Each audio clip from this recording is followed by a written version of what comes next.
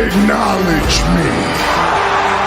Leveled by Marvin Constant, the redshirt freshman out of Tuscaloosa.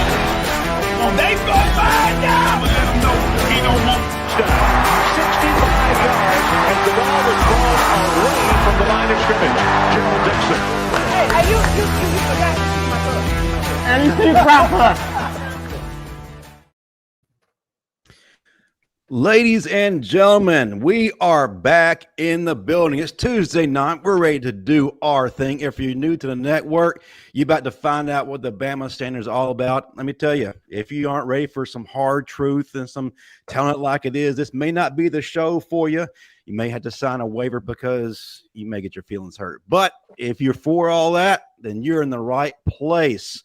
But we're ready to do our thing. I'm your host, Justin Riley, and with me, as always, we got an all-star crew. But before I introduce all of them, I got to let everyone know what they got to do. You play a part in this whole thing. Hit that like button. Hit that subscribe button. Live chat. Let's get ready tonight. Let's bring the questions. Let's bring the heat. If you're watching the replay, get in that comment section down below. Let's get some engagement going. We need to hear from you. We got an interesting show tonight. As always, we are brought to you by some very nice sponsors. The first and foremost being Limestone Company. Have you ever dreamed of having beautiful natural stone in or around your home? Don't settle for subpar materials. Check out Limestone Company's selection of natural stone products to meet all of your project needs. Limestone is located in Oneonta, Alabama, and is one of the oldest, most trusted sources in the state. So contact them today. Tell them we sent you by using the promo code the Bama Standard to receive 10% off your first order. All right. I got an all-star crew. The headliner, the showstopper, 1999, all SEC linebacker. When Ric Flair said to be the man, woo, you got to beat that man. He's still that man. Marvin Constant. Hey, roll tide. What's up, Marvin? Mookie Love, what's going on, my brother? What up? What's going on? 3% body fat? No, man. You look like you 3.5 today. But not to be outdone. We got another stud. We got another all-star in the house, former all-SEC defensive back. He was shutting them down, letting people know no-fly zone was right in front of him. He was a part of Bill's Mafia as a player and a scout. He's one of the leading analysts and talent evaluators in the game, but we all know him as Smoke Dixon. What's happening? Hey, there's a couple of Smoky Smoke. I'm good, brother. I don't know if I'm going to be allowed back in Orchard Park, New York, but I know I can go to Lakeview because that's where my house is at, one of the houses. Or am I being allowed to go to Tuscaloosa unless I'm with Bo, Stephen M, or Marvin and you, Justin? That's the only way I'm getting back in Tuscaloosa. I don't know if I'm up. You have an opportunity for that, but we'll get to that a little bit later. But next to him is the lead senior analyst of the Bama Standard. He's a guy that keeps Paul Feinbaum gainfully employed, but more important, he's getting those boys right on the field at Pell City High School with Coach G. Ladies and gentlemen, Stephen M. Smith. Hey, what's going on? Hey, I got a bone to pick with you too, Stephen. Oh, no. We'll get to that. We had our big first day. Marvin, I'm going to let you know this, Marvin. I'm getting these defensive tackles right, man. They right. Teaching them good hand work, baby. And I'm going to tell you this. How to shed blocks, baby. Yeah. And I'm going to tell you this, Stephen. I went on your show now one time in 2024. Ooh. Shots fired. Man. I've been on your show for 7 years. And here we go. The 8th year. I don't hear from him. Wow. Hey, God, because Bo, I had to transition to coaching now, man. No, he's talking about before all that. Bo, if you haven't heard, I'm no longer at TDA covering coaches weekly conferences. I'm now teaching young men how to hand. Thank you, Marvin. As Matthew Cherry is saying, shame on you, Steven. But listen, we got one of the baddest dudes to ever tote the rock. He's got 2 national championships. He's got a lot of bling on his finger, can barely hold him up, but he's one of the greatest guys we've ever known, and he is still looking at Washington, chasing him from behind, but they ain't catching him. Bo Scarborough's here. What's up, fellas? Let the dreads fly. Bo, let them ride. Yeah, you know I will in a certain time.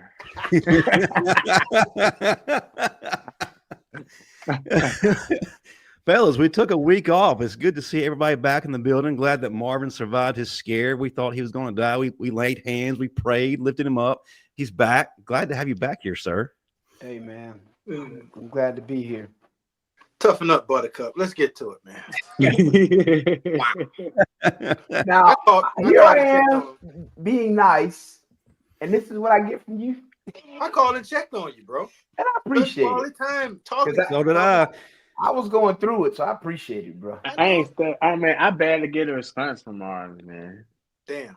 Yeah, that's the way Stephen M. Smith is now. He's high rolling. He's involved in. You see, he didn't say nothing, Justin. You see, he didn't say nothing. My mother taught me how to ignore negativity at a young age. And you still ain't learned. And you the one that is the negativity. Exactly. Man, he's gonna be driving those ice cream trucks to practice. Anyway, That's a no. That is a no. Later. Listen, we got some exciting things tonight. I want to kick things off. We like to talk about recruiting. It's that time of year. I got a guy I want to throw a spotlight on real quick, and that is Braylon Womack out of Hartfield Academy. Absolute stud. I've seen this guy in person. He looks like a grown man that's on loan from the NFL all the way down to high school. He's got one more year, and Bama's going after him. He's listed them as their in his top 12. Ryan Day was here today visiting him, but Bama's got really men. Stephen Smith, tell us a little bit about this kid and why Bama needs to get him on board. Before we get to our first topic, we got to hear about Braylon Womack. Talk to us. Well, first and foremost, this is Freddie Roach's area, right? Freddie Roach's area is the Alabama, Mississippi, Louisiana, Texas. That's Freddie's area. So Freddie, along with Coach Womack, along with Coach Linguist and Coach Jason Jones, they got to be on Braylon Womack. I mean, this kid, 6 feet, 195 pounds, looks like a safety right now. I mean, he gives you defense. Last season, 39 tackles, 8 picks, couple of pick sixes. He gives you offense. Was a 1,000-yard receiver last year, 13 touchdowns, 2 touchdowns on special teams. Helped Hartfield Academy to a 6A state championship last season. Can do a little bit of everything from an offensive and a defensive perspective. I think he'll be more so suited on defense as a safety, as a nickel. Could possibly be a corner, but I see more so of him in that safety/nickel role. But once again, this starts with Freddie Roach. This is his area. He's got to get him. And if he starts this process, then Womack, Linguist, Jason Jones, they got to close this out because this is a big talent here. Absolutely. And I got a little bit of inside track. I can go talk to his coach. We got his former teammate, London Simmons, who's coming to Bama this fall, going to be on the show next week. Still working with him. We're trying to put something together to try to draw Braylon in. But listen, we have plenty of time to talk about that. What I like to do now, the folks in the audience like to always hear the stories from the players. They like to hear about what got us here. And I want to draw special attention to 1999. That was a fantastic year. We got some dudes that did a few things. Matter of fact, I think they're on this panel. And I'm going to let them talk just a little bit. Let's go back. 1998. I know, Marvin, you weren't responsible for this. Smoke, you weren't responsible for this because you weren't here quite yet. You were being recruited. Alabama went to Fayetteville. He was a part of it. He just ain't played. He was redshirted, so technically all he really was there was for moral support. They wouldn't let him play. They wouldn't let him be great. So it wasn't his fault. I can't hold it against him. Anyway, we're in Fayetteville. We get beat like a drum, 42-6. Fast forward to 1999. I wish I had some good news, but we just got embarrassed by Louisiana Tech and Birmingham. Time out. Time out. Hold on. Let me interject. I'm not done. Quick. I'm not done setting this. Okay, let him go. Let him go. Hold on. Marvin. This is an important part of him setting the stage. A lot of people don't know this about what happened at that Arkansas game, so it'll help. Food poisoning. They had to run.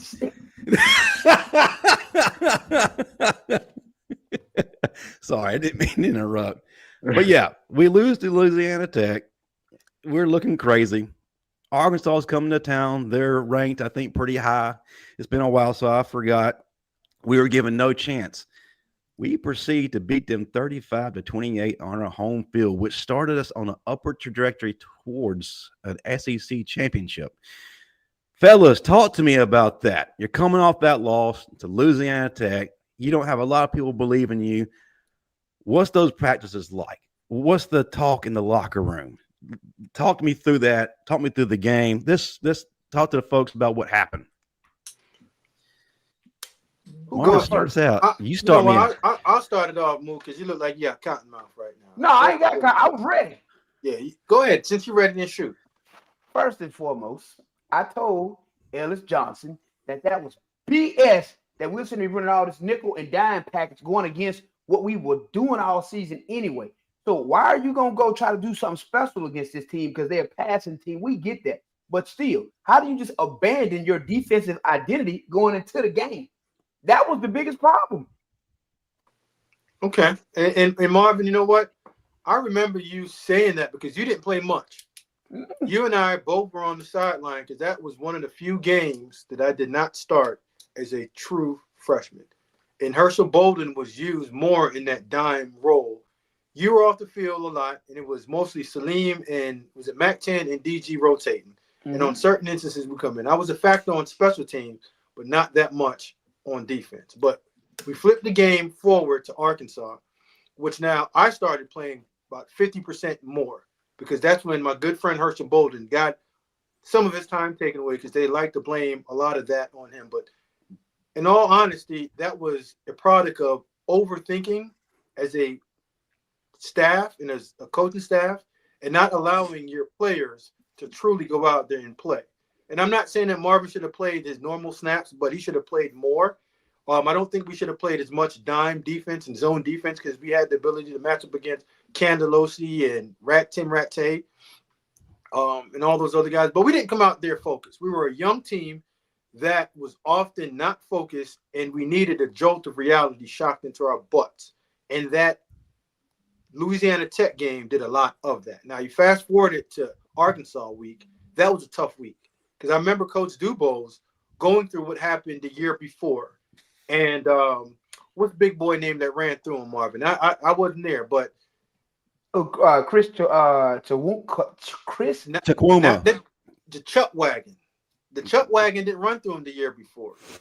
It was our boy that got drafted by the Miami Dolphins. They got drafted before, the running back. I don't think it was the Chuck Wagon. Chuck Wagon was after him, but we'll get to that name after. Okay.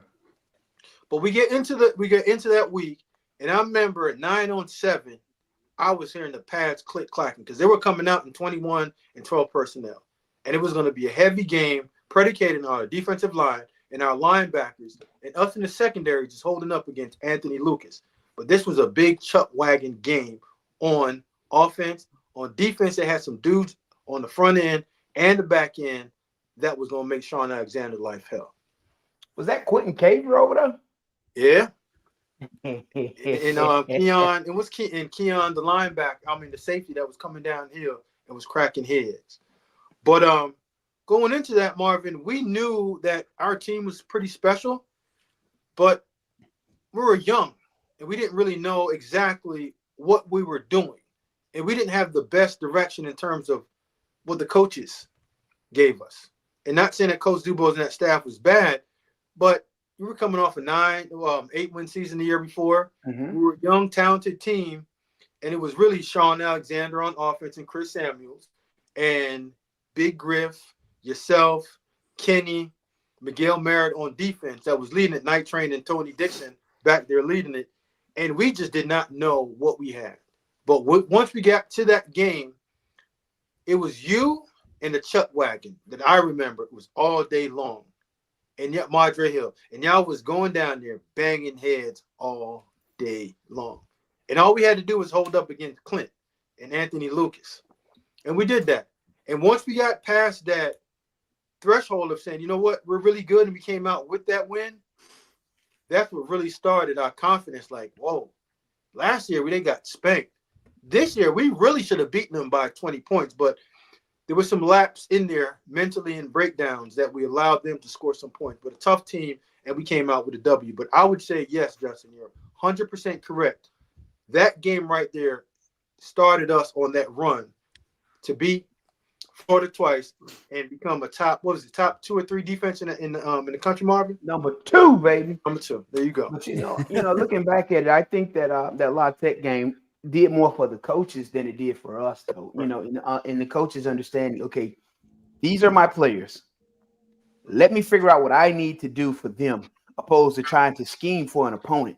I think that they try so hard to scheme for Tim Rattay and La Tech and Cangelosi. Huh? And Cangelosi, the receiver. Yeah, so they took us out of what we did best. Right. And now you got us in an unfamiliar position to where we are here just trying to figure it out still. So I think, they had to just left us in playing what we normally play, because it's not like we ran way more zone than we did man anyway. So what was the damn problem? Well, Marvin, I don't know about you.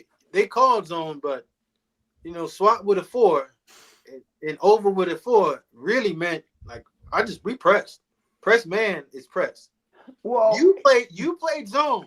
Well, no. Us guys on the back end, yeah, we were strapped up man to man. And those 2 linebackers I played with at safety, yeah, they ain't going to help you over the top. Tony, look at me. Tony, what check do you want? Tony gave you that look like, huh? Smoke, I don't got no help for you. Go get it done on your own. Well, for us, most of the time, man to man, it was only in a blitz situation where we would pass off the back on the tight end. But still, we didn't have to abandon what we had against La Tech. La Tech didn't pose enough of a threat to us, man for man, for us to have to make all the adjustments that we made. We should have went out there and did what we've been doing and just put our foot on the neck and enforced our will. That's what should have happened, opposed to trying to out-scheme when all you did was out-coach your own self at that time. I think it was a valuable lesson for everyone. And if you look at what we did when we went to Florida versus how we finished the season after the La Tech, you'll see the growth in the team and how the coaches actually let the players play, opposed to trying to out-scheme everybody all the time. Scheme is important, but you also got to understand what you have personnel-wise. Know your personnel. And I think Coach Johnson and the rest of the staff figured it out. And then we went rolling. But with that La Tech game, Mook, that game cost us playing in the national championship game. Now, I'm not going to talk about Salim, and I'm not going to talk about Herschel on that last play yet. On the one where Tay dropped it in there, where Salim just running toward the end zone doing this, instead of turning around, and then the ball goes straight through his hands while he got his hands like this and the receiver catch it. I'm like, this is what you got me on the sideline for? At least I would have went for the ball. I'd have hit the man. Nobody got me. But here's the crazy thing. We knocked out 2 of the quarterbacks. That was number 3 that came in and threw the touchdown against us. If you can remember that in a La Tech game. That was number 3. Sounds very familiar. Backups taking us out, but it was all for the good. You never waste a failure. Damn, Justin, I'm talking about he just throwing jabs. Move, boom, boom, boom, boom. Well, sometimes you need that wake up moment, and y'all took it and y'all ran with it. We didn't need the moment. Had they just came out and game planned like we had been game planning, we would have been fine. How is it? I played more against the University of Florida than I did against La Tech, and we all know Florida ran 4 and 5 wides damn near every play. Yeah, they were 4 wides, 10 personnel, 11 personnel. But they were a more threat to run the ball, though, with Ernest Graham and Robert Gillespie. Yeah, but still, when you start talking about personnel, though, La Tech didn't have the personnel that Bama City even felt threatened by. Yeah. Hey, we live and we learn, and we got right against Arkansas, and we started rolling, and we won the SEC. Hats off to the coaching staff. Hats off to the rest of those guys. Without that La Tech game, Mook, I don't know if Smoke starts playing as early and they start believing in me. So Well, they say, the failures or the mistakes of others are the opportunities of others, So, your number was called and you took advantage of it. You got in and did what you needed to do. So, because me personally, I didn't understand a lot of the personnel decisions that were made in terms of that secondary and who they were playing, because I felt like we playing people we shouldn't be damn playing.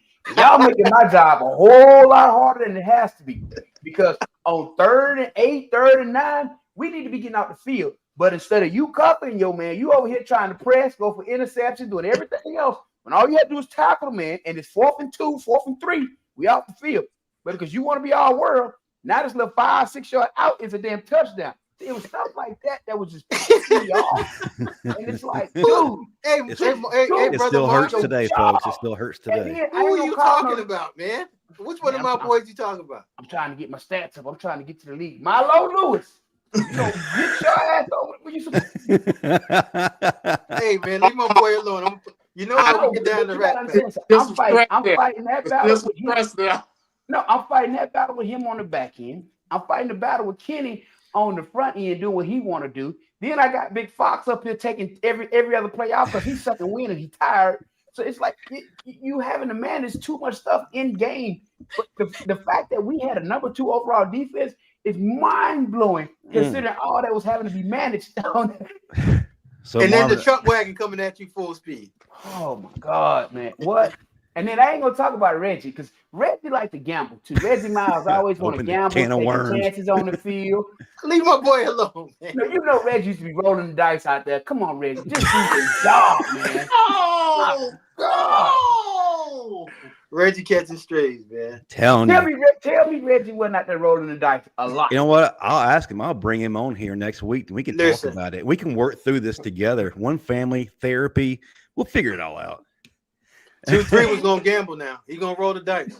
Well, listen, I gotta press pause. I know this is a great conversation. I love when Marvin gets fired up. I also gotta give a shout out though, real quick. We got a new member to our network, Kimberly Moore. Thank you so much for purchasing that membership. We're grateful just to have you here. We don't require you to do anything, but we will definitely take that kind of love. But listen, we got a special guest in the house. God, we've been waiting a long time to bring on. The chance has finally arrived, but there's only one man who can bring him on the right way. Stephen M. Justin, I'm not ready yet. I'm ready to go, man. God don't like ugly, sir. Are you ready? Are you ready? Stephen M. Smith. Let's bring him in. All right, we got him right here to the stage. In state from Anniston, Alabama. Offensive lineman in that 2023 class, 2-3. They talk about Proctor. They talk about Formby. They talk about Alanine. They talk about a whole lot of guys, but you can't forget my boy from the in-state, from the Anniston, walking in here, can play guard, can play center. Let him come through the building like WWE, throwing people on the ground. Roq Montgomery. Yeah. Be honest, Roq. Have you ever had an entrance like that anywhere else? Nah, but I'm a very enthusiastic person, so I love it. How much enthusiasm you got?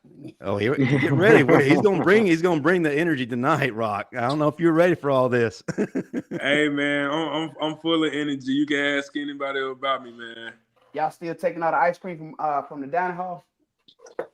The ice cream. Oh, y'all got money now. Y'all didn't have to do what we used to have to do. We used to have to survive off stuff from Bryan Hall. See, y'all ain't got them problems. Y'all can just go home free will. Y'all ain't got to worry about Marvin. Like, okay, time out. It's a rite of passage, Gerald. Welcome to the show, Roq. Almost 40 years, okay? It happened before us. It happened after us. It continue. Hey, Roq, I'm Smoke, man. Smoke Dixon, class of 02, bro. Got there in 99. Proud B-Side 5 member. Yes, the dude sir. right there in the middle, Marvin, that's my brother. Bo, that's my brother. But the guy right there in the middle, he likes to embellish a lot of like hardship to make the world feel like it was so hard. Yeah. It wasn't that difficult. The same thing that y'all are going through, same thing that we went through. It might just be a little bit more brushed up for y'all, but we rock the same thing, bro. Crimson and white all day long. You cut both of us, we bleed crescent. So don't let these old folks. I'm his age, but I'm not one of them old grumpy men. We had it so hard. We walked in snow, and then we had to bring food from Bryan Hall, and we didn't even eat. Hold on, Bo, did y'all take food from the dining hall, Bo? Yeah, Bo, talk to us. Yes, sir, we did. Hey, I told you. You remember I told you this a couple years ago. I used to bring enough food home to feed 5 guys. Marvin, you did that. You took food home. I ain't gonna tell who you fed. All right, it's time to confess, Rock. Have you done that? Did you bring a whole set of Tupperware? Bring some stuff out, take to your guys, have a little dinner party at Bryan Hall? Nah, man. I say me, like out of all my teammates, I'm like one of the calm, laid back ones. You know what I'm saying? If I needed to bring food back for myself, I mean, like I would, of course, but like for like 5 different people, like nah, like I might get my best. Hold on, time out. So you saying, fellas? Hold on. So you saying calm and laid back, don't get hungry? Come on now. No, you're an offensive lineman. You get hungry. I ain't big for no reason. You know what I'm saying? Plus, I know to eat. Hey, when you got 500, 600, 700 wings in there, you mean to tell me you gonna take enough for yourself? Man, you crazy. I'm finna take enough for all my people. And I'm from Tuscaloosa, so all my boys finna eat. Ding, ding. You feel me? Now, Rock, the only each plate got 40 wings on it. Let's do it. They're gonna get tossed out anyway. You feel me? They ain't finna eat it. That's why they trying to load you up with it. But Rock, the only thing that I would share with you is this. You gonna have a couple of friends that aren't football players that you might need a couple, help you out here and there, whatever way. You take that home and you say, hey, listen, man, this is for y'all. Y'all eat good too. So that's what my freshman year, I used to do that for my best friend that go to school down here with me. Yeah. There you go. Yeah, there you go. You look out for people, they'll look out for you. That's just being a good, kind-hearted B-side 5 member. If y'all don't mind, can I shout them out real quick? Go right ahead, brother. Hey, everybody, y'all go look my boy up on Instagram, Facebook, you know what I'm saying, anything. His name Omarion Jones, and the day his birthday, he just turned 20 years old. So shout out to my boy. Happy birthday. My brother. Happy birthday. Shout out to Yeah! Since we're on the subject of food, I got to ask a question. We ask this of all the current players, former players. It kind of determines like how this show goes. Archibalds or Dreamland? Where do you stand?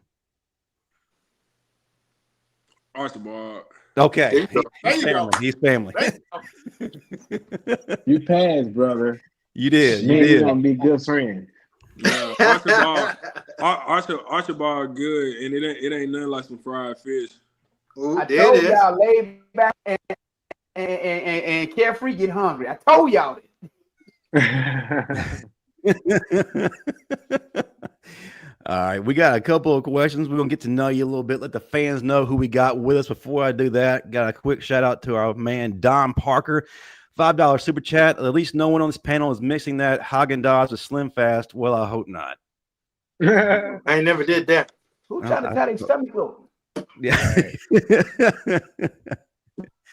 All right. So, Rock, about our show, you don't have to give the Sunday school answers, man. Do what you got to do. We're going to go around this entire room.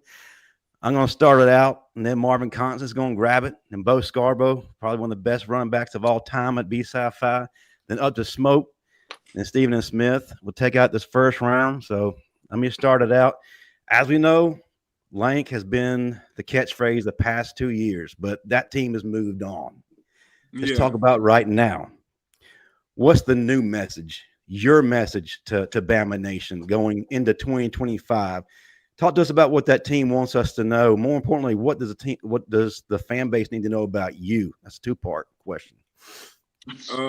I'll say that the message right now from me and my teammates and just our entire staff is that like we got like a different outlook on everything. So like more dialed in, more serious. Like it's not like we ain't never been serious about anything or the things that we do, but it's like we just gotta get back to the old days, like to where Bama does nothing but win and win championships. Like that's the main focus right now. Like we ain't playing no games like with nobody, like anybody on staff, anybody that's a player, like no nothing. Don't be late to nothing. Do your work on time. Do all the little stuff. Great. That's what Chap just told us in the team meeting. He said we do the little stuff great, and then like we'll get rewarded in the end. So we just got to do the little things the right way, and then we'll be just fine. And for me, it's just like I won an SEC ring my freshman year.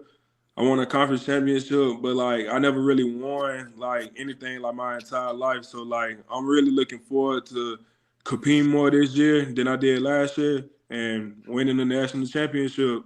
At least 2-3 more since I got like 3 more years left, but most likely like 2. There you go. That's what's up. Good answer. Good answer. Marvin, take the baton, sir. All right. So, of all the early enrollees, who are you most impressed with and why? Out of all the early enrollees? Yeah, which one stands out the most to you and why? Because I know when they came in, they got to go through bowl preparation, right? So y'all got to see a little bit of that skill set. So which one stands out to you the most and why? See, what's the name? I don't want to get his first name wrong because like everybody still new. So he a outside linebacker. I think his name is Jaden Hill. Yes. Okay. Yeah. I like him a lot. And it's another one that played safety. His dad played for the Steelers. His last name is like Taylor. His last name is Taylor. Yeah. Taylor, Yeah. yes. That's Ike Taylor's son. Yeah. I like the both of them a lot. Okay. Bo, what you got for him? How can we get this team to buy into the system and the program, as you say, get back to the way it was in the past?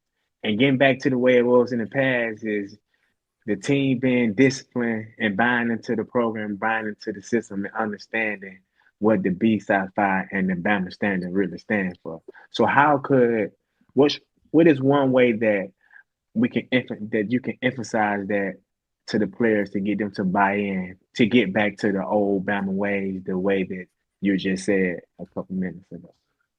Man, anything through life, I say that like it just take discipline in everything you do. Like I said, the little stuff, man. Like class, eating right. Like I can be honest, I can be straight up like me. I just never got the chance to just really produce how I wanted to because like I wasn't eating the right way, and like I done changed my ways now. Like you know what I'm saying? Like I wanna play, so like I gotta eat right. It's just all about discipline. Like we got workouts. Like this our second week of workouts. We started as a team last week. Like you can't be late to workouts no more. Like no more jewelry, no more necklaces, no none of that. Like it's not a fashion show. Like it's football. And like shout out to Coach Blue, our head strength coach. Like he not playing that shit. Like excuse my language, but he just not. So like if somebody late, like we done had a few people late. Like I ain't gonna throw nobody under the bus, but like don't do it. We done had a few people late. So like if somebody late to workouts, everybody got 15 up downs on Blue Whistle, and then whoever late got to push the plate and do their workout, and 15 up downs. Yeah, like no jury, like no nothing, because like it's like no like any team that has won before us, like nobody was doing none of that. So like why start doing it now? And like it's a lot of stuff that like that happened last year. But like we ain't won a championship since 2020, so like it's like what the hell we doing? Like that's not Bama football. Like we talk about this like with all our coaches, all the people who done played for the team that's on the staff, like Chap, Denzel, Haha, like they know what it takes. Like they tell us what it takes, but it's just up for us to do it. And I feel like everybody going in the right direction right now. But like come August, like I feel like we're gonna be a scary sight to see. Yeah, I like that. And I think that you should be the one that emphasize that, because it seems that like you get what's going on, but a lot of other players doesn't. So I think that you have to be the vocal one to be the leader of that team. It's new leader now. It's a new year, so I feel like that you could become that leader from what you just told me. Yeah. And if you live by that, like you said, no team won a championship has done that, and we did it. We didn't wear Gerald to work out and all that. We bought into the program, into the system, into what they were saying. Like you said, Chop and Haha been there. They know what it takes to win. So for me personally, I think from what you just said that you should be the vocal leader of the team, and I think that everyone will lead, everyone will follow because of you're also showing them examples. Ooh, I like Marvin, that. go ahead. You had something to say. Yeah, I gotta say, 15 up down, it's not really a penalty. I play with a gang of dudes who would have ate that every day. Here we go. So at some point, there needs to be a level of team leadership that supersedes what coaches are doing anyway. So that's that point when those guys in their locker room are stepping up saying, I don't give a damn about these 15 up downs. You're going to have to answer to us. There needs to be a whole higher level of accountability. That's when you reach greatness. Sounds like he's the guy who's doing that. They got to answer to him. Love it. Good lesson learned. Good. Listen, Marvin, that's great advice. So, right, this is what one quick advice that I would give to you is this. When I played, I made it my business to know all of my teammates. So new guys, old guys, whatever guys, when they come in, it's on you and the rest of those guys to get them in line. So the quicker you know them, they don't got to know you, because we're always looking at us and you got to go seek them and get them in line. The earlier you get them in line and make them feel a part of it, the more they'll be receptive to you. All right? But here's my question. One of the big issues that I had with Alabama's team last year was self-inflicted penalties and discipline penalties. And those were things that you can control. What are you guys doing as a team right now? Just one thing that you're doing to now get out of beating yourself before the game even starts. Man, like I said, like I know I just keep saying it, but like everything refers to like discipline. So you know what I'm saying? Like you do what you practice or like whatever like has been like taught to you. So you know what I'm saying? Like it's just always team first. It's about the team. Like anybody can have individual goals and have goals of their own, but you can achieve your individual goals long as you playing your role like in a team. Like, you know what I'm saying? Like everybody got a role to play. I got a role to play, and the coaches got a role to play. Like our assistants got a role to play. Anybody that works in the building got that scripted A somewhere on their body, on their clothes, anywhere. Like, you know what I'm saying? Like we all in this together, and we all we got, we all we need. So it's just the team before anything. Like we like Coach G, like the running backs coach, like he say ball T, like ball team, like you feel me? The ball is the team, like no loose balls, no fumbles, no nothing like that. Like offensively or defensively, like it's about the team. You know what I'm saying? Like it's not about one individual. Like everybody always say like it's no I in team. Like it's not like it's about everybody. It's not just about one person, and nobody is bigger than the team. Way to say that. I like that. I love that, man. Yeah. Stephen M. Smith, you have the opportunity. You fired him up by bringing him on. Is your questioning going to follow with the same passion? So Roq, I mean, you got a chance to have your first season with Coach DeBoer last year. So far this offseason, what has been his mindset? Because he came from the Pac-12, which I don't know our conference anymore. He came from Washington, Tuscaloosa to be the head coach. He goes through a whole season, good moments, bad moments. But now that he has an understanding of he in the SEC, he in grown man football, he in grown man country. So now that he's got that full understanding now and had a year to kind of grasp that in, how have you seen his mentality kind of shift toward, I got to be on top of this thing in terms of grown man football, leading this team? First off, I just want to say, like, I love Coach DeBoer. Like, as a coach, he's a great coach. You know what I'm saying? Mm-hmm. Respect that man a lot. Got a lot of respect for him, a lot of love for him. Like, I just feel like me personally, like, and I'm on the team, like, I have conversations with him. I talk to him a lot. So it's just like, it's his first year. I don't feel like no coach will ever be just perfect in their first year. Like, having the talent that we always do, we can go far. But then again, it's up to us because we the ones who playing the game. Like, you know what I'm saying? We got to execute. We got to be the ones to be locked in and be, like, so oriented and, like, the details, like, the small things, like I just said. So it's like Coach DeBoer got the plan. He got the vision. We just got to ride behind him and see that vision. And, you know what I'm saying, follow the plan accordingly. And, like, we're going to be successful regardless. He the man with the plan. We follow the plan. We going to be good. Like, why he's here, why I'm here, like, I feel like we're in good hands. Like, you know what I'm saying? I feel like he was the perfect pick to be our next head coach. And, you know what I'm saying, I wouldn't want to have any other head coach other than him. So, like, I got his back. He got all our back. We just got to follow in behind him. He the leader. You know what I'm saying? He the head. We the tail.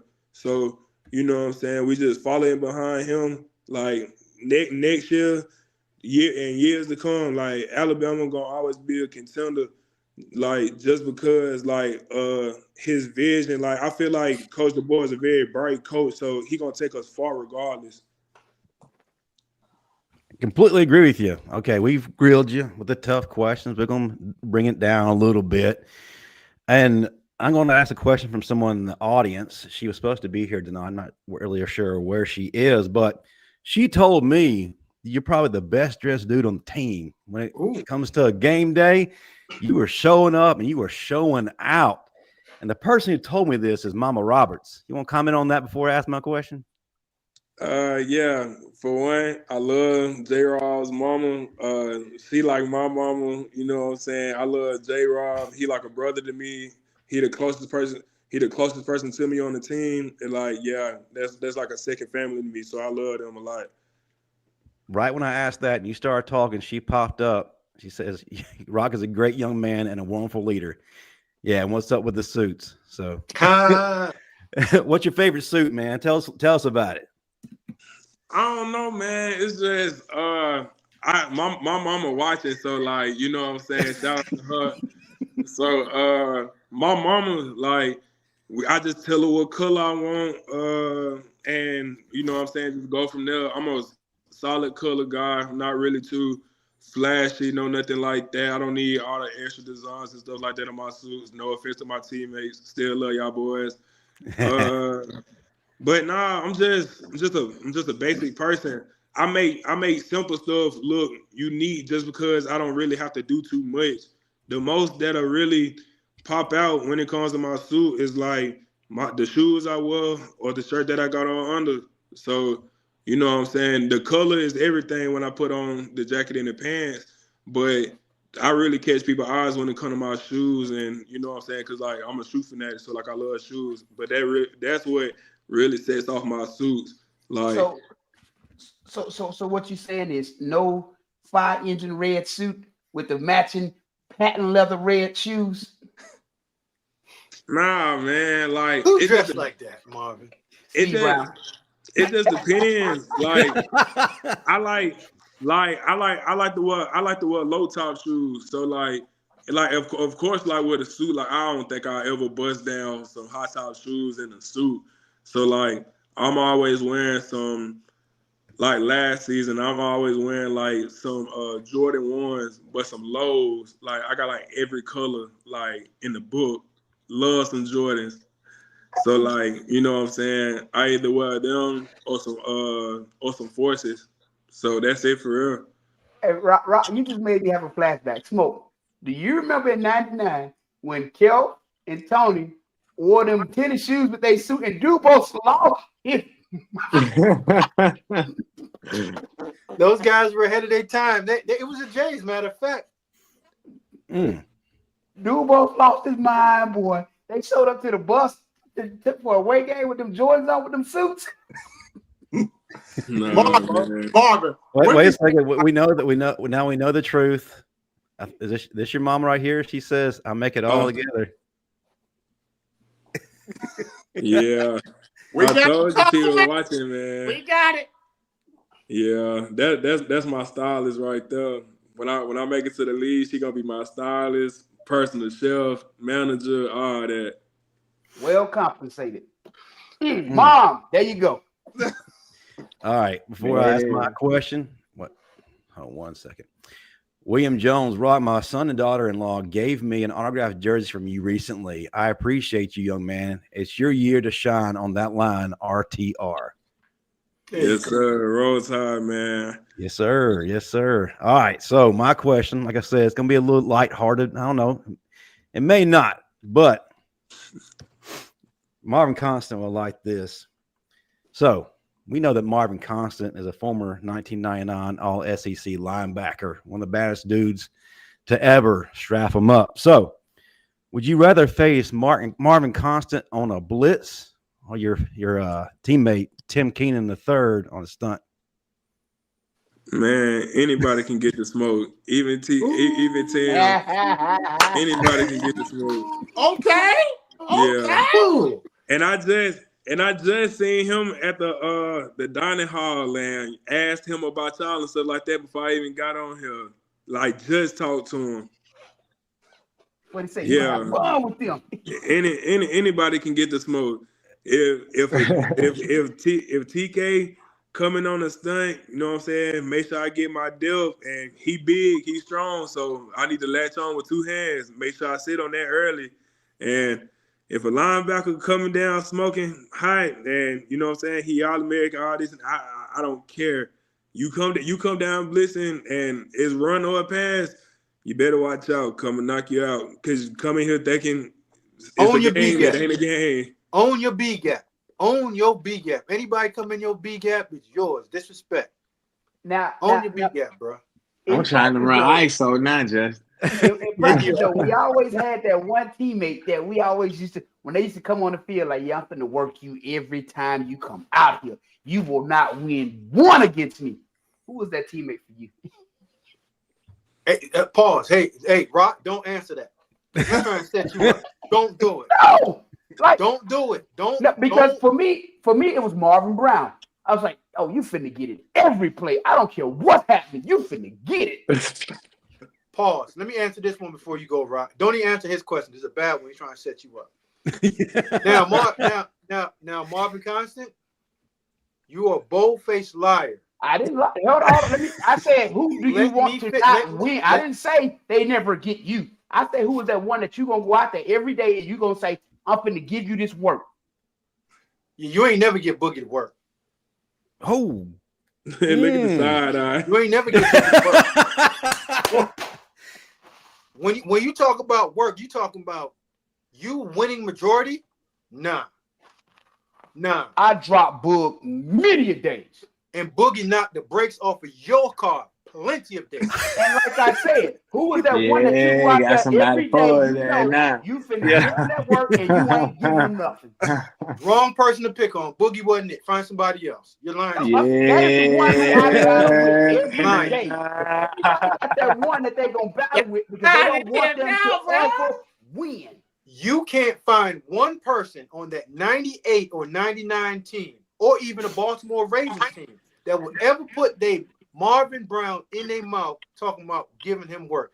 Come on, bro. Find somebody else. Stop it. You seem like a great storyteller. I ain't gonna lie to you. He making it up, bro. Throw the title. Wait a second. Right. In his defense, this is God's honest truth. He took out a Hall of Fame offensive lineman in practice. Who? Marvin, talk to us about Chris Samuels and that practice. Oh, Chris got that work too. When you Tell not him big, the story. Tell him the story. See, Justin, here's the validity. See how he's saying I didn't knock Chris. Chris has told his story on the show himself. He has. I heard him say this. He admitted to this. Dang, where you get that water bottle from, my boy? Man, listen, if you want one, I'm gonna shoot it to you. Listen, we sci-fi, we bleed together. I'm gonna get you right. Don't listen to that dude in the middle. That dude in the middle right Chris, he's my listen, that's my Chris, brother. Chris turned a whole flip smoke, landed on his stomach, face like I'm talking. When I hit him, he went backwards, jumped up. And I chopped Big Sam up too, but come on, man, move on. It was bad. Look, Big Sam, he jumped up. He hollered at Callaway, hell no, repeat it. Listen, I ain't never seen Sam mad ever. That's the only time I've ever seen him get. And when Big Sam got mad, they probably gave us 250 yards on the ground with him and Chris. And Sean. And we took it. See, Justin, what happens is we all have selective memory. And Marvin rarely says when he got banged out. I never heard you. I didn't win all of them. Boy, won a lot of them. I won a lot of them. There you go. As long as you said that, I can go with it. We used to battle, but I'm just saying, he was that one person that I knew every day. We finna go. Agreed. But you ain't want to pick on that one. Roq, real quick before Bo goes, I got another parent's got a question. She says, "Can I ask if they're going to continue to let Ryan play PlayStation on the Jumbotron?" Hey man, look, personally, that is not a question to ask me. You would have to ask our video guys and the people that takes all our pictures and makes all our highlights. Hey, ask them. His name Walt, bro. Get at him, cause hey, I don't know. Shoot, I don't get access to the stadium until this game day, or we got a scrimmage of practice. Man, great answer, bro. You got great answer. All right. Before Bo goes, he's got to jump off after this. Bo, thank you for being a part of the family and doing what you do with us every week. What question you got for Roq before you jump off? When you get in that huddle and you see which running back in the huddle, who do you want to come off your side on the outside zone? Who when you see who in the backfield as a running back, what goes through your mind like, oh yeah, like I'm ready, like I already know what he's about. And I'm asking you this question because when I was in the league and me and Carrion had like a little difficulty going on, the line one blocked him, there blocked me. But so I'm trying to see when you see that running back in the huddle,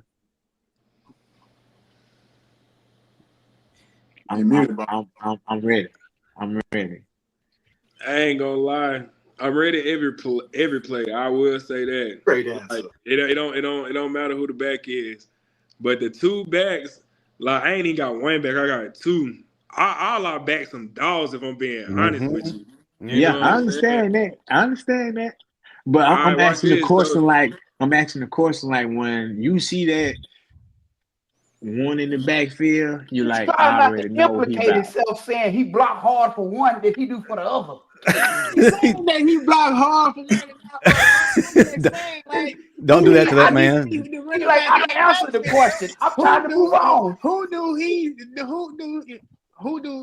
come to his mind like I know what he about? Like, you know, I ain't saying that he blocked hard for another. I'm just saying, like, some offensive linemen, when they see who in the huddle, they're like, oh, yeah, I already know, like, what type of runner he is. You know what I'm saying? Man, everybody already know him. Got to get to Jam Miller, bro. That boy's a dog. I love Jam. Jam a dog. He fast. He'll run through you. He gonna hit you. He ain't number 5'10", but he gonna smack you. He gonna hit your ass. Excuse my language. He gonna hit you like, man. I ain't gonna lie. I know it's like our best game last season, But I feel like everybody had a good game when we played Georgia. That was like one of Jam's like best games. Like I'm talking about blocking on the QB lead, running the ball hard, catching the ball, like caught a touchdown. He just run hard in general, and it's hard to take him down. So it's like Jam he just run hard. He run his feet hard. Shoot, his quads bigger than his whole body. Like, That's true. And that boy run hard. Like Jam a damn good football player, and I'm not the only one who feel that way. And Jam good. Appreciate it, Bo. brother. Yeah. Appreciate you, Bo. Yeah. Appreciate y'all guys, man. Real quick, before Smoke goes, we got another super chat from Gelato, $9.99. Appreciate everything you guys did for Bama. Roll Tide. Smoke, what you got for this man? You know what? Marvin is itching again, and I'm such a good teammate. I'm a we before me guy. So Marvin, go ahead, take the dance floor, big guy. That works for me. So I've been wanting to ask this question for a while. Typically does. All right. So as an offensive lineman, the center makes his calls. Y'all identifying, who has who. You're identifying what you might think, in terms of the blitz, who's coming, what type of stunt game, you got. You figuring all this out on the line of scrimmage. Yeah. All right. Now, the ball snap. Who would you rather have back there, a mobile quarterback or a pocket passer? Because everything that you just did for that ball snap goes the hell out the window if you have a mobile quarterback at times. I don't want no quarterback like that just like stays in the pocket. It's good long as the line firms everything good. So like he can step up in the pocket or move around in the pocket so he can pass, long as we give him time. But like being a pocket passer or mobile, being a mobile quarterback, like if you got both of that, then like you good regardless. Cause like sometimes like the blitz may come too fast. Like sometimes like whoever on the D line or on the edge might get off a little bit faster. Like, you know what I'm saying? Because like they might be watching the cadence, they might be watching the snap count. Like, so you never know like when they actually gonna get off the ball, but you got to move fast regardless. So it's like if you got a quarterback that can throw and that can run, like it get us out of some situations because like you can look at the game or like you can look at film and you can be like, okay, like he ran like just in time, like so we won't get a holding call or like, you know what I'm saying, stuff like that. Like everything ties together. Like you'll really know like if you like us and like you break down film and you watch film and be like, oh, we could have got a flag right here, but we didn't because like the quarterback got out of there. Like we could have got called for like a holding call, but we didn't because like the quarterback got out the pocket, or like we good in general because like the line firmed up the pocket so the quarterback can step up and throw, and he not just on a wild goose chase the whole time on a pass play. Well, the reason why I asked that is because you brought that point up. With how much more difficult is it to block for a mobile quarterback than a pocket passer? Because a lot of times that mobile quarterback, if he takes off and he's on the edge somewhere and that defense is being seasoned, he's turning to run. And a lot of times linemen are caught in that position where you locked out with the guy, he turns and runs, and it automatically looks like you're holding him.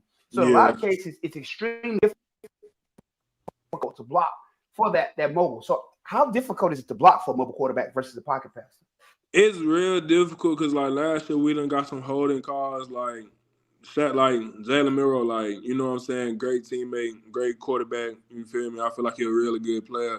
So like everybody know he got some legs on him. Mm-hmm. When he would bust out the pocket, like we could easily get a holding call, but like when we was getting so much at the time, Coach Cap had us do drills like right after practice to where like run blocking or even like pass that we always finish in a shove, so we won't be lunging, our arms won't be extended. So like as soon as the whoever the defender is trying to chase whoever got the ball, like we push them. As soon as we feel a little bit pressure, push them. So it's not like we holding, like we just pushing them. Because if you can push somebody, give them a little nudge, then it's throwing them off of where they gotta go. So like it all just depends, and like it come back to like our like training and like what we do.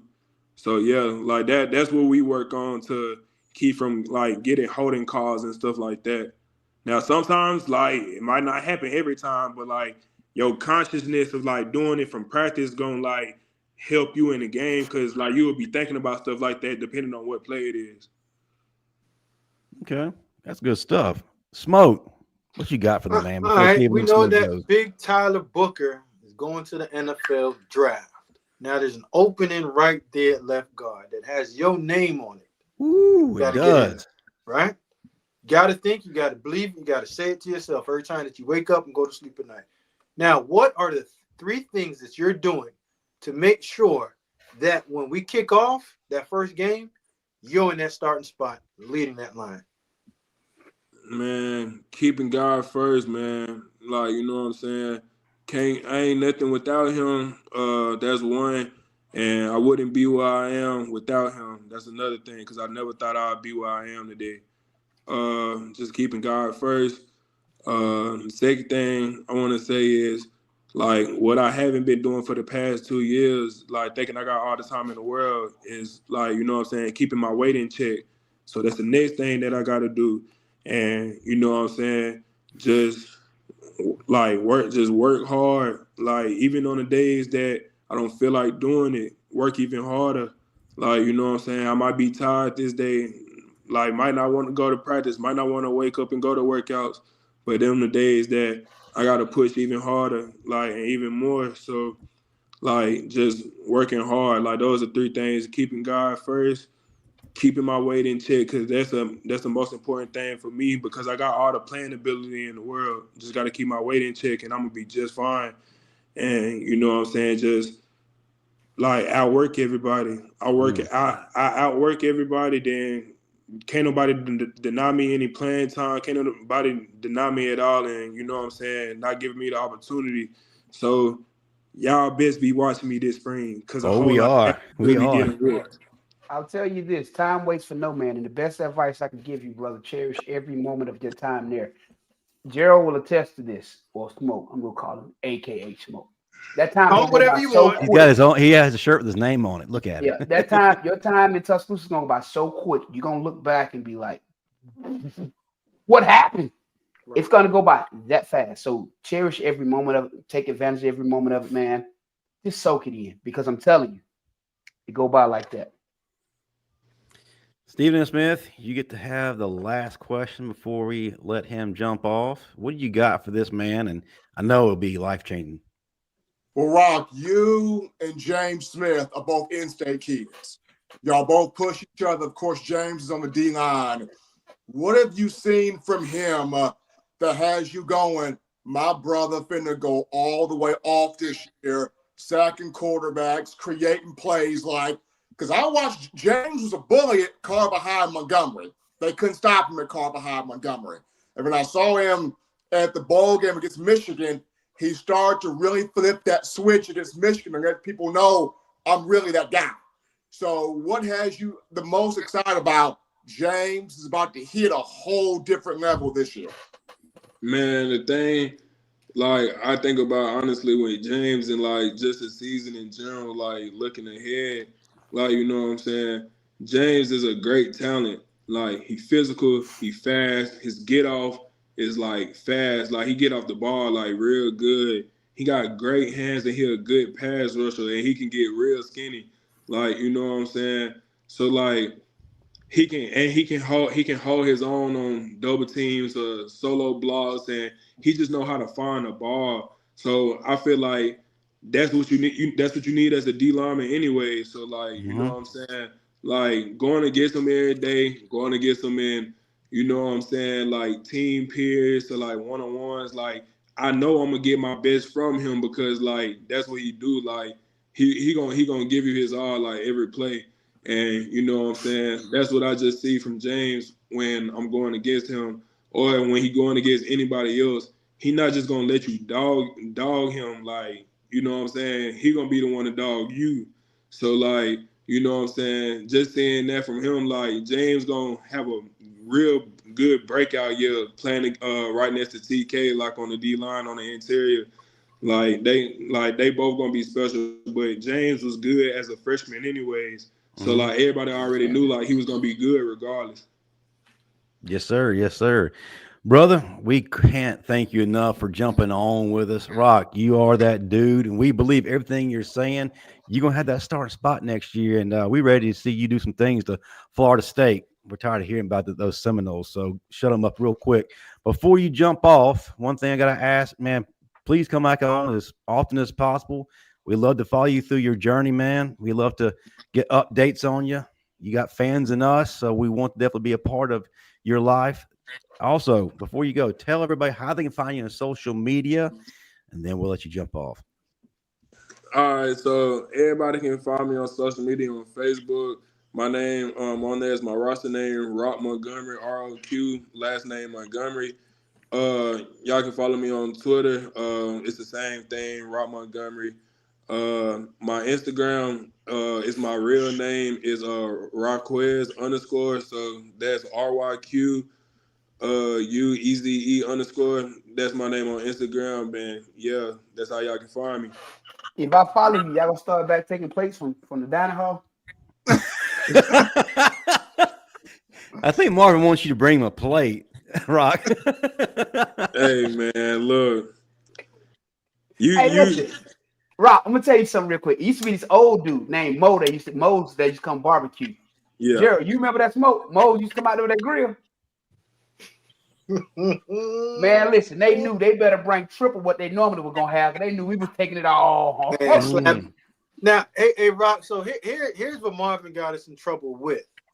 Right, he was just one of them thing? dudes. Yeah, just one of the many. Marvin used to take 3 or 4 plates to the crib.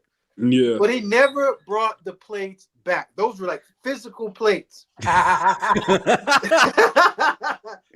So he ain't talking about like the daggone to-go box. Yeah. He's talking about like the physical plates that he to put foil over. By the time you know it, the guys in the back that do dishes started complaining to Coach Dupos about all the plates that was missing. Because we took I was part of it too. So we had to bring all the plates back from our dorm room back to Bryan Hall so they can have enough for everybody. Yes, man. Man. So bring the plates back, bro. That's all. Yeah, bring the plates back. That's the parting advice for you. But again, thank you so much, Roq. Listen, we'll be down there for A-Day. We definitely need to link up. If you got some time, let's do that. Just set us out some time to chill with you, get you on air. But until then, man, thank you. Roll Tide, brother.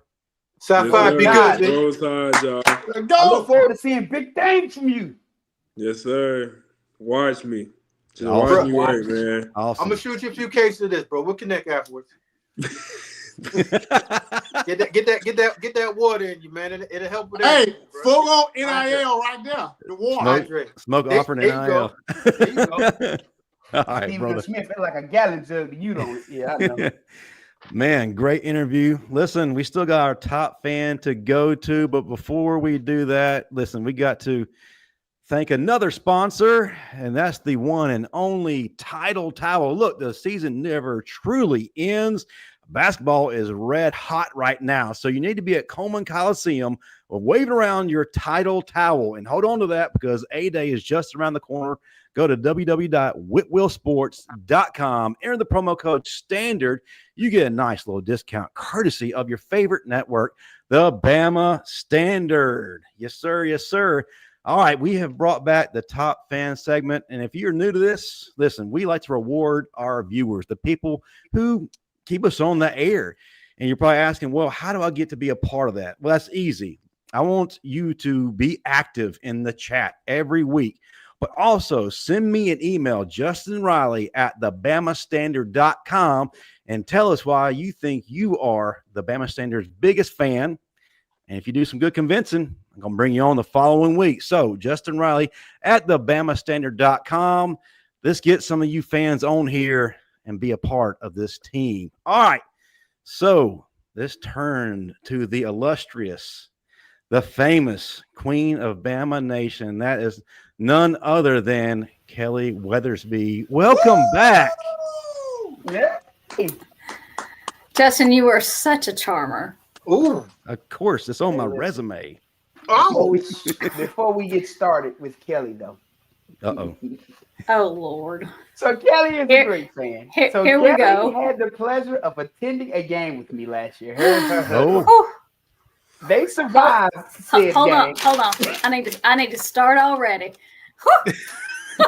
Listen, this had to be one of the most fun game experiences I've ever had. They were truly an amazing time. When I say we had a blast, like her husband, listen, man, I had a great time with y'all. When I tell you, great fan, great human, great person. Thank y'all for coming out. Oh, no. Thank you. I will just wear more appropriate shoes next time I put you two together. Oh, boy. There was a lot of tequila consumed. And there was a lot of bourbon they consumed. And let me guess, the majority of it was by this man right here, right? No, it was equally shared. It was equally shared. I had water all night. 3.5-inch heels. Had to cart people back 7.5 blocks back to the car. Yes. Dang. I'm a rock star. Not me. Somebody had to be the responsible adult. It wasn't Marvin. No, we knew that was. It wasn't Marvin. Definitely no. No, it was a good time. Yes. And well, you're a good time again. too. That's why we brought you back on, and we brought you on to ask questions. I know you have some ready for the panel. What you got? I do. You know, the first one I want to know is what do I have to do? Who do I have to bribe to get an intro from Stephen Smith? That's well, Kelly, good you ask. I'm always available. Kelly, we can give you one right now. There it is. Go get it. Right. All right, here we go. I'm ready right now. And we got her on the stage now. Boom, boom, boom. One of the most stylish, gorgeous Alabama knowledgeable fans. She's coming in the room. The tight rope. Got all the knowledge of Nick Saban, Bear Bryant, Gene Stallings, and all of them. She's getting some national championships, some A-Days, some SEC titles. And she in the room. We are not worthy. Kelly Weathersby is in here. Lord, you even showed my age too. Thanks, buddy. Man. Going all the way back to the bear. It's okay. That's okay. Then he said, that's okay. A little known fact, your husband played for Gene Stallings, so you definitely know how good that man was. Yeah, I do. 53 comes with its perks. You know things. I still need to see ID. I don't believe it. You've younger. Already seen, coming from the man who forgets presents because he can't keep control of his own luggage at 8 a.m. We ain't going to talk about old stuff. Well, I got to talk about old wipe stuff. The face off. Wipe the face off. This one's getting real steamy. Let's not, darling. All right. My first question. And yes, y'all know I took notes. I've been working on this. Oh boy. So with the increasing amount of new rules affecting calls and video replays, what are the calls, if any, that you guys would like to see as automatic reviews and those you would like to see as not reviewed? Depending on what side I bet on when I was gambling. There's that. We all know that changes depending on the score. Right. Go ahead, Marvin, since you're talking. Get the first one. Honestly, one call that I would love to see reviewable, I think the NFL did this a few years ago, was pass interference. Because I think in a lot of situations, they call these pass interferences when it's hand fighting on both sides. And I think the defense suffers way more than the offense does in that situation. I'm just thankful in college it's a 15-yard penalty instead of a spot foul like it is in the NFL. So that one first and foremost. And then secondly, one that I would like to see them review more often is holding. I think there's a lot more holding that goes on that interior line that goes uncalled. And that does impact the defense because when you aren't able to get that sack and that quarterback's able to get that ball off, that could be the difference between 2nd and 7 versus 2nd and 2. So it's all a matter of how fast things happen, but you got to make those calls. And a lot of times those calls go unnoticed. I notice them. I scream at the TV enough. Well, real quick, Stephen and Smith has to go before Smoke goes. Stephen, if you would, tell people how they can find you, and then we'll let you go, brother. They can find me at Coaching M. Smith on X. They can find me at Pale City defensive line coach there now, Pell City High School football with Coach Nick Gentry. We getting these young men right. They can find me right there. All right, They'll brother. be able to find me winning a state championship next year. We're going to go with it all. We take you 6-8. Period. Thank you, Stephen. Right. Smoke, go ahead with your answer, brother. You know what? One of the rules that I want to see changed or even looked at a little bit more seriously is a targeting rule, and not suspending players or ejecting players, disqualifying them for the game and half of the next one. Yeah. I think go ahead and just give them that 15-yard penalty. If they get a second one, I think now you enforce the rule of disqualifying, but not for the second half, not for the first half of the next game, just for that game. But I think you should get 2, because I think there's a lot of 0.5-second blimps that a young man has to be able to make a decision, and it's happening so fast that I don't think an 18 or 19-year-old young man should be kicked out of the game for that. Marvin, I like the pass interference one, but the illegal offensive lineman downfield, especially in the RPO world, I think they need to look at that a little bit more harshly, because it's tough on the defense knowing that you're trying to play the run and the pass, and you have an offensive lineman, if you're a linebacker, sitting in your lap and you're 5 yards away, and then the quarterback still throws the ball. I think that would be a 15 to 10-yard penalty. And I like the way the NFL calls it. I think they should go to the NFL model for calling it. I think it was 2 yards in NFL. College is 5? Somewhere down there, but it's a gray area. Right. And I don't think that we need a gray area if you just put the same line that you do for the first down as you do for that down the field. Or just the line alignment. Correct. Yeah. Okay, how do you grade those answers, Kelly? How do you grade them before you move to your next one? Pretty good. I'll take that. Y'all are doing well. I'll take the targeting too, because a lot of times, in my girl opinion, those targeting calls, I know that some are blatant, but some of them are just a matter of I can't slow my big self down, right, and don't have that much time to react. Yeah, give them you know what it really is? What it is. When those linebackers and defensive backs sitting back there, they're like, "Oh, this is the moment I've been waiting for." Right. Because that's what they live for. So to get them to not live for that moment anymore, it's not easy.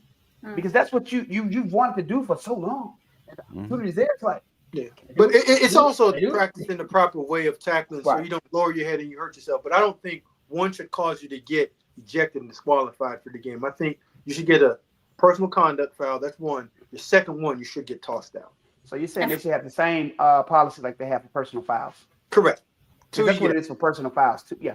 2 you get out. And for guys like Marvin, it's fun to hit folks. It is. Soft generation, though, they can't handle it. Until you're 45 and you're feeling it right now. You don't feel pretty good. You just wait. You just wait till you get older. I'm just going to tell you. This getting old stuff ain't for sissies.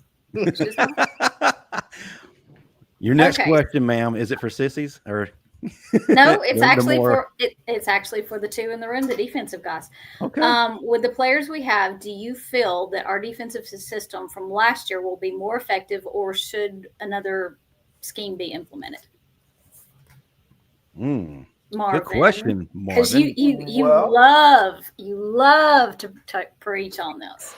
Well, if we're going to continue in this scheme, we're going to have to get 2 guys who can get pressure off the edge. And like Roq was saying earlier, the guys that can get skinny, because that's what you need. You need that uphill pressure, and then you need those guys in the middle of that thing to hold up so that when that pocket is collapsing, that quarterback doesn't have any outs. Because if you're going to blitz and run pressure, just know that quarterback, he's going to look for a place to run. So you have to make sure your gap sound even in the blitz process, if you're going to run that type of defense. Now, again, do I think we have the personnel that we could do it with? Yes, it's just a matter of, getting those edge guys to get us that pressure that we need. And then I think we may need 1 or 2 more bigger bodies in the middle of that defensive line to hold up. Yeah, Marvin, you said a whole lot, and I don't disagree with much of it, but I don't know what this defense is. And I've played a lot of ball. I've coached a lot of ball. I've studied a lot of football. I can't tell you what the structure of the defense is, I can't tell you what they're supposed to do. Yes, they get to the football, but I can't honestly tell you why there are defensive linemen that's aligned off of the ball at the linebacker position, firming up the B gap that you're responsible for. So until I can study that and know it offhand, and I'm not going to go down there and watch because I'm not a part of it, and I don't care that much about it. But your answer, I don't think so until they can get the proper structure and everyone knows what to do within this defense in order for work. Because like I said, I have pretty good knowledge. I can't tell you what it is. And to Smoke's point, like he was saying, stirring things up. That's what I was saying in terms of being gap sound. A lot of times we were so ungapped and we weren't gap sound on that defense. That's why you've seen so many plays, broken when you'd have thought the guy was getting sacked or we had solid coverage, but the quarterback just hauls ass because we're not gap sound. And if you're going to blitz, you have to be gaps. You have to account for those gaps if you're going to blitz. I don't know what it is, bro. You can take that back to Ole Miss. I don't know. Whoa, not the Rebels. Not hotty toddy. All right, Kelly. Hey, that answer caught me all the way off guard, Smoke. I ain't going to lie. It did. Like daddy likes son. We'll give you one more. What you got? Did I get to have a real one or the one for you? A real one. Oh. Dang. Okay. I'm making about my guys tonight. I want to take the spotlight off of me, even though he just don't want to answer. I bring the engagement. engagement. Answer anything. Okay. Well, Amber, I saw you in the chat. You and I can address this later. How about that? Okay. Okay. Which player returning are you most interested in watching this year? Of returning players, not the new ones that are on campus now, but the returning ones. I have my own personal ones. But which ones are you looking forward to? Go ahead, Mo. Well, I'm going to say the linebacker unit as a whole, because I don't feel like last year we had enough production out of that group. So, I know who we have coming back, thanks to one not going to the NFL and another one being granted an extra year. But I want to see that unit as a whole come together, because I think if that unit can do what they need to do and be the leaders for that defense, that'll go a long way in actually helping that front. Because again, those guys are making the calls and the adjustments. They see everything that's going on. They're lining that defensive line. They know if the back's going out to it's so much that they have to read and process. So as good as they will be will dictate how good the defensive line is. Yeah, and I'm gonna make mine real easy and just straight up to you. I want to see Ryan Williams. I want to see how much he changes his body. I've heard all year long that he's 17 years old now. He's 18, so we can't use the excuse anymore of he's 17 years old. Now you're 18. You've had a whole new offseason to redefine your entire body, get it stronger, and now become a better route runner and stronger to catch points. For me. Fair. Okay. Fair. Personally, I can't wait to see what LT Overton does. There you go. I just can't wait. He impressed me last year, and I saw him every time he did something, and I was just he excites me. He's got excitement, and he's got lots of growth potential, and he's my number one. And then I would really like to already know. But I'm really excited to see what Ty Simpson does. He's patiently waited. He has been very gracious and very humble about waiting and not trying to overtake the position, or outshine anybody. And so I'm very, very interested to see how that's going to work out. For me, defensively, I'm excited to see what Xavier Brown year 2 and Bray Hubbard year 2 are going to look like.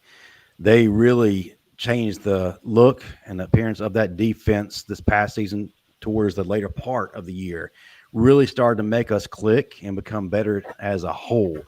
Excited about their toughness and how they matured. Looking forward to see what year 2 looks like and just how high they can go offensively. Goes without saying, Jalen Hale. He missed this past season because of injury. Ready to see what that comeback season looks like and how quickly he can get back to being his old self and being that guy that we all expected him to be. So those are two sides of the ball that I'm looking at and I'm excited for. Isn't that Bray Hubbard fun to watch? he's got that crazy white boy look about him. I mean, he's always like bug-eyed and he's just monster. And he's just fun. He's just fun. Vinny Sinceri 2.0, if I had to compare. Right. Absolutely. All right, well, it's time to start closing things down. But before I do that, I want to let everyone know about next week. I may have not said it loud enough, but in case you missed it, we're going to have Alabama commit. Well, he's already a player. London Simmons, defensive tackle out of right here at Mississippi from Hartfield Academy. He's been on before. We've enjoyed spending time with him. We're going to bring him back next week and celebrate what he's been doing and what is ahead for him. But before we go, we're going to let everyone in this room get a chance to tell us how to find them on social media, including our top fan, but she will go last.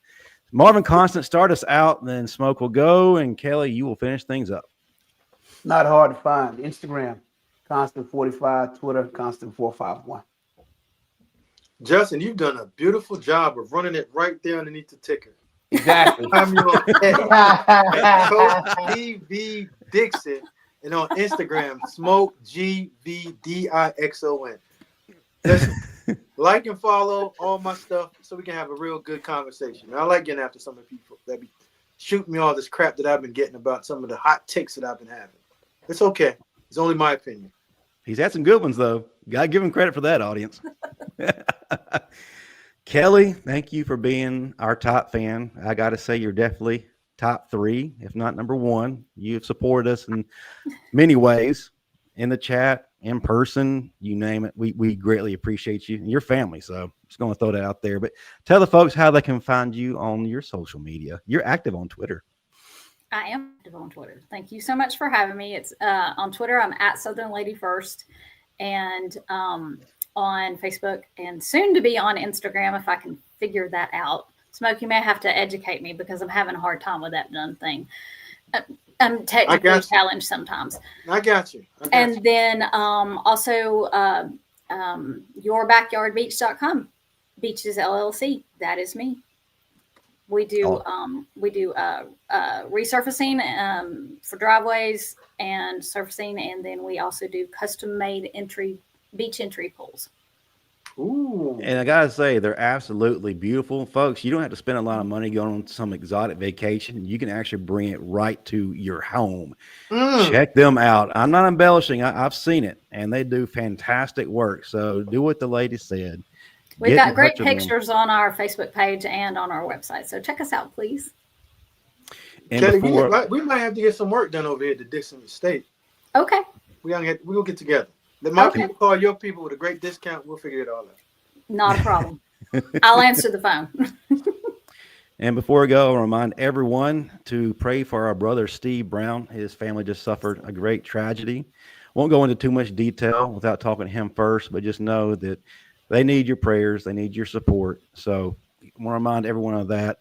And we'll figure out some way for us to possibly show our love more. That'll be coming in the near future. But until then, that is going to do it for us here at the Bama Standard. Stay tuned. We got more content coming. In about 30 minutes, we got the boys at the final whistle acting up. You don't want to miss them at 8 p.m. Central. Teague's Take tomorrow night, 8:15 p.m. with the legend himself, George Teague, and his son, JT. Basketball fans, 7:30 p.m. We got Going Hard in the Paint, dedicated to Alabama basketball fans. We're going to review this past weekend, and then we're going to review the Mississippi State game, which is tomorrow night, and then preview the upcoming game this weekend. You don't want to miss that. Sunday night, we got Sunday Night Talking Bama at 7 p.m. Central with JT, JB, who is currently at the Senior Bowl. He's going to have a lot to talk about and show you guys Sunday night, so definitely be a part of that. Stephen M. Smith is there, and the new addition, Herb Ragsdale, is a part of that panel. You don't want to miss that. And then to start the week off, there's only one person, well, two people who can do it right, and that's Smoke Dixon and Daniel Petty for the opening kick. And we have controversial takes galore. You definitely want to tune in this Monday. It's going to center around Jalen Milroe in the NFL draft. That's going to be at 7 p.m. Central. Milroe, little surgeon hands. That'll do it for us. Thank you, everyone. Roll Tide. Roll Tide. Roll Tide.